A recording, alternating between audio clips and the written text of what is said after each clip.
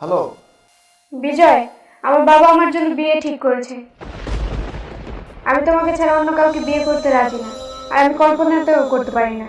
তুমি তাড়াতাড়ি আসো। আমি তো কলকাতায় আছি প্রিয়া, শুটিং এর কাজে। এর জন্য বাবা সুযোগ কাজে লাগিয়েছে। তুমি তাড়াতাড়ি আসো। আচ্ছা প্রিয়া, ঠিক আছে, আমি আসতেছি, তুমি আমার জন্য অপেক্ষা করো।